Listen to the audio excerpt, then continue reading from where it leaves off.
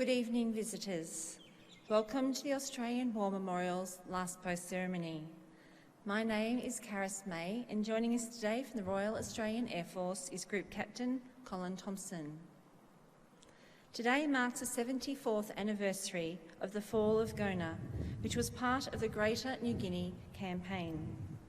This evening we welcome the family of Private Harry Saunders, who lost his life during the battle for Gona. Shortly we will hear his story. We welcome the veterans who have served, those that are still serving, and the families that support them. We acknowledge the members of RSL and Services Clubs Association, RSL Victoria and RSL Queensland who are watching the broadcast of this ceremony from around Australia. During the ceremony, wreaths will be laid at the base of the Pool of Reflection by family and visitors. To commence this evening's ceremony, I invite you all stand and join in singing the National Anthem.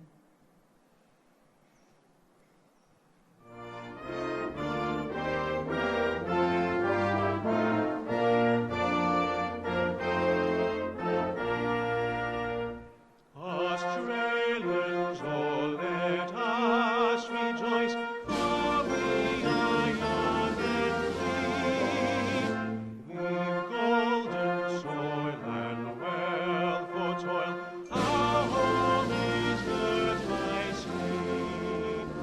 Our land abounds in nature's gifts of beauty rich and rare. In history's page let every stage advance Australia fair. In joyful strains then let us sing, advance Australia fair.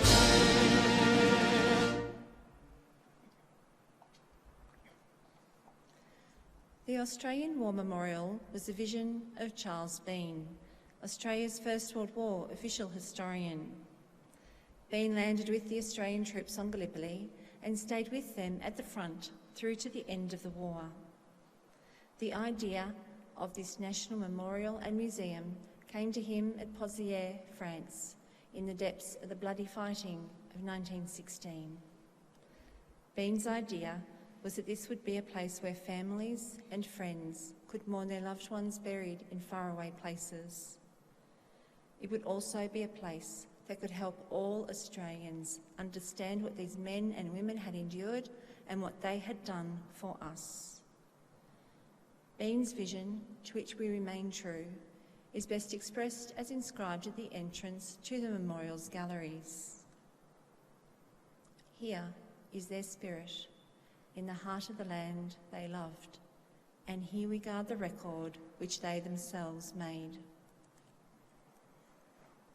Tonight, we will read the story behind just one of those on the Roll of Honour, which lists the more than 102,000 men and women who have given their lives for us in war and other operations for over more than a century.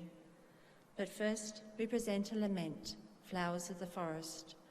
Wreaths and floral tributes will now be laid at the base of the Pool of Reflection.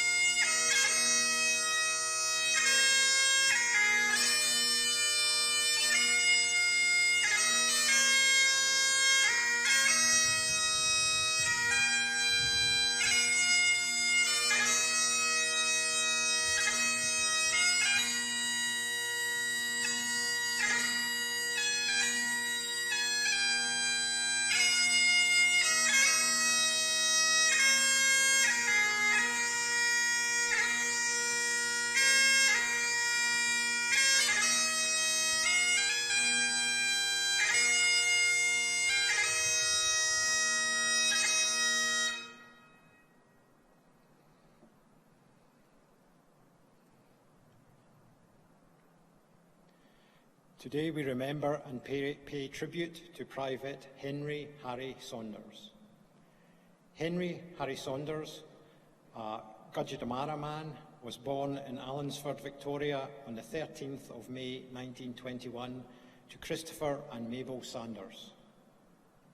His father, Christopher, was a returned serviceman from the First World War.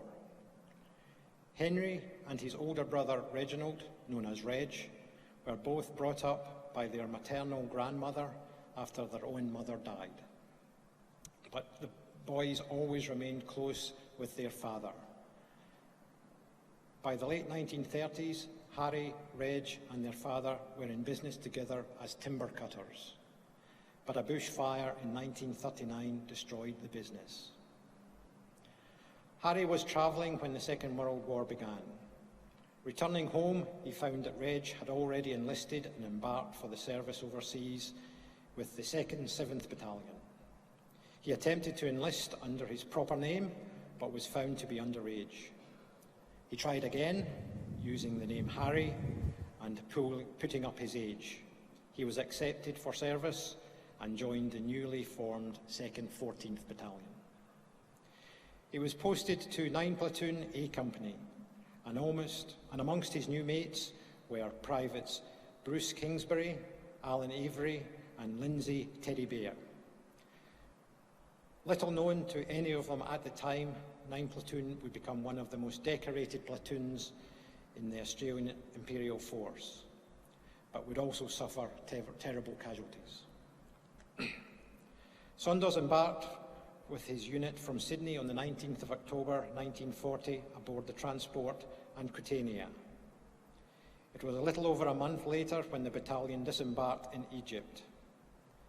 The 2nd 14th Battalion was sent to Palestine, where they underwent training and prepared for action. Saunders met up with his brother Reg in December. They travelled to Jerusalem and enjoyed their time together in the Old City. It would be the last time Harry and Reg would meet. The 2nd 14th was recalled to Egypt in April and deployed to the Libyan border in preparation for a German counterattack, which actually did not eventuate. The battalion returned to Palestine. In June, the 7th Division was involved in the invasion of Syria and Lebanon to oust the Vichy French forces. On the 24th of June, 9 Platoon took part in an attack on a feature known as 1284. Atop this feature sat an old stone fortress, which the defenders used with deadly effect. During the attack, Saunders was wounded by a grenade shrapnel in the left side and in his chest, left arm and face. He was evacuated to the 7th Australian General Hospital, where he underwent surgery. After recovering, he rejoined the battalion in early August. The 2nd 14th Battalion sailed for Australia at the end of June 1942 and arrived in Adelaide in March that year. While on leave in the city, Saunders met Dorothy Banfield and they began courting. The battalion moved to Melbourne by train in mid-April. Here the men were given 7 days' leave. Saunders met up with his father and the two men had a beer together for the very first time. The occasion was tempered by the absence of Reg, who had been missing in action since the Germans captured Crete in June 1941. Saunders was unable to reunite with Dorothy during his leave, but he wrote to her from the 2nd 14th's new training camp in Glen Innes in May. He was head over heels about her and wrote to her as often as he could. In early June, Saunders wrote to Dorothy, "Do you remember me telling you my brother was missing in Crete? Well, I got a wire from Dad the other day to say that he had got off the island and was now in Egypt. He was relieved and excited that his brother was alive and well." The 2nd 14th Battalion sailed to New Guinea in August. Soon after arriving, the men made their way along the Owen Stanley Range towards the village of Kokoda. The battalion encountered the Japanese in Usarova, with 9 Section in the thick of the fighting.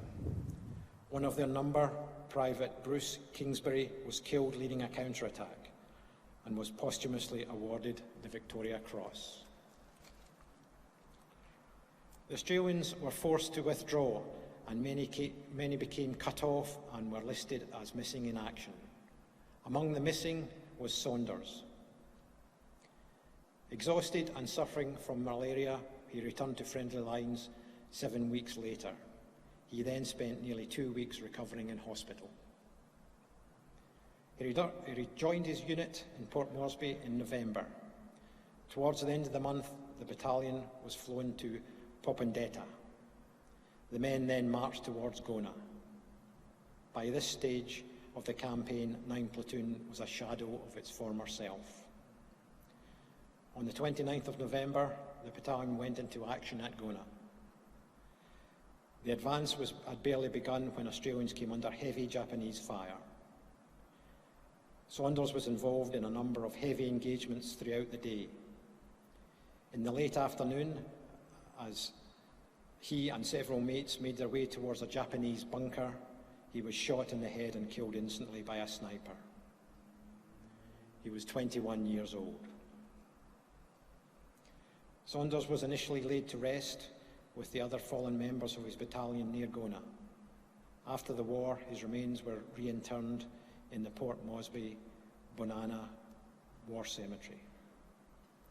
His name is listed on the Roll of Honour on my left, among some 40,000 Australians who died while serving in the Second World War. His photograph is displayed beside the pool of reflection. You can see him in the front row, third from the right.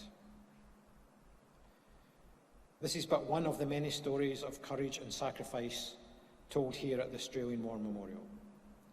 We now remember Private Harry Saunders, who gave up his life for us, for our freedoms, and in the hope of a better world.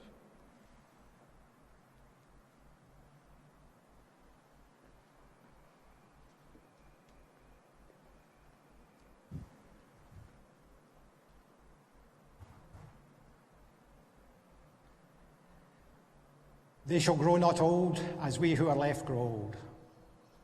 Age shall not weary them, nor the years condemn. At the going down of the sun, and in the morning, we will remember them. We will remember them.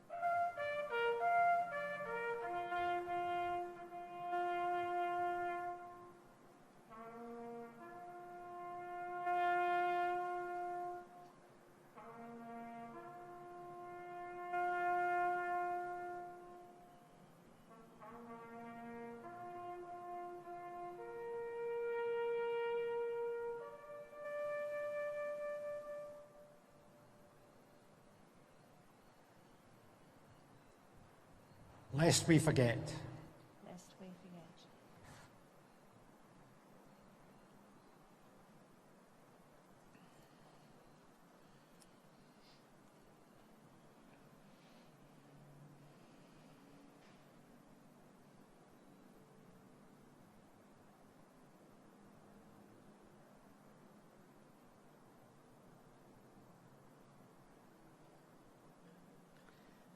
We leave you this evening with the words of the memorial's founder, Charles Bean. Many a man lying out there at Pozières or in the low scrub at Gallipoli, with his poor tired senses barely working through the fever of his brain, has thought in his last moments, well, it's over. but in Australia, they will be proud of this. Ladies and gentlemen, that concludes this evening's last post ceremony. We would like to thank you for visiting the Australian War Memorial today, and we wish you all a very good evening. Thank you.